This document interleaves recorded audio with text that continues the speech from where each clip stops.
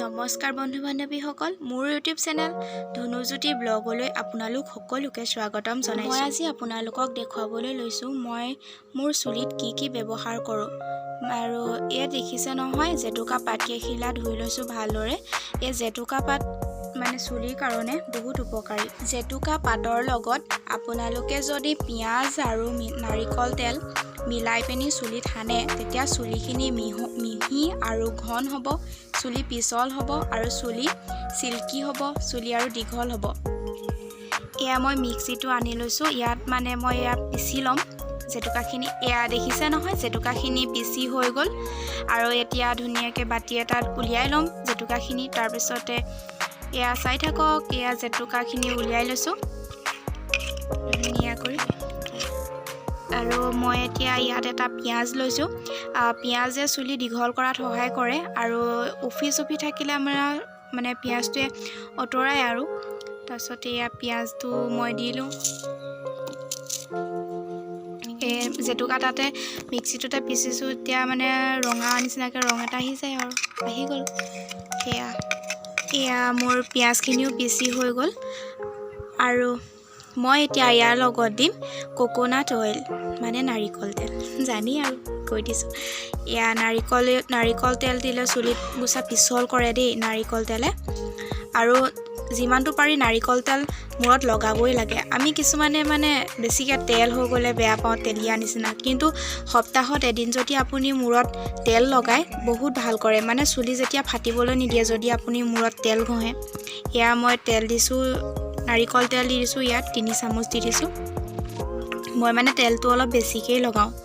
এয়া চব মিলাই কৰি হৈ গ'ল। এতিয়া মই সানো, কেনেকৈ সানো আপোনালোকে চাই থাকক।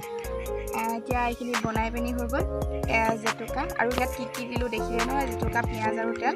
পানীটো অকণমান সৰহকৈ দিলোঁ দেই, সেইটো কাৰণে মানে তেলখিনি ওপৰলৈ বিহি আহিলে।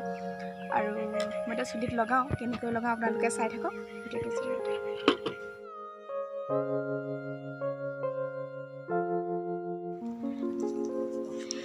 জেতুকা পাত কিনি জেতুকা আমি যিটো মানে পেষ্ট বনালোঁ ন, সেইটো আপোনালোকে চুলিৰ গুৰিখিনিত লগাবলৈ চেষ্টা কৰিব, যিমানটো পাৰে, যিমানটো সম্ভৱ।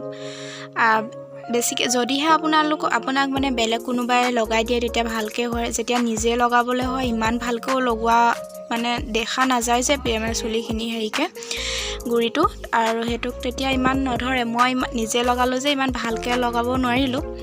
আপোনালোকে যেতিয়া লগাব তেতিয়া বেলেগ কাৰোবাক লগাই দিবলৈ ক'ব, তেতিয়া ভালকৈ চুলি গুৰিলৈকে লাগি যাব আৰু লগাকৈ সানিব যিমানটো পাৰে।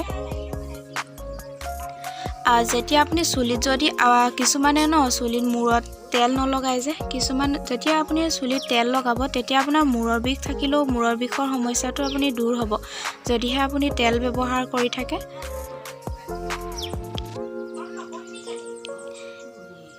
এয়া ভাগ কৰি লৈছোঁ, গোটেই চুলিখিনিতে মানে লগাবলৈ চেষ্টা কৰিছোঁ জেতুকাখিনি।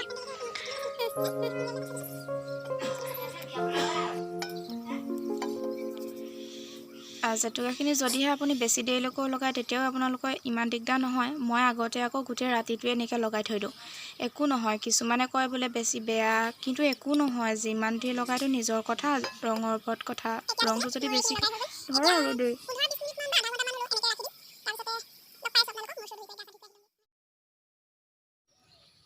হাই গাইজ, মই এতিয়া মূৰ চুৰ ধুই গৈ আহি গ'লোঁ।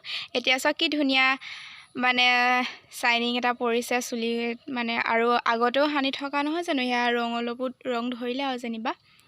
এয়া চাওক, চাই লওক আপোনালোকে।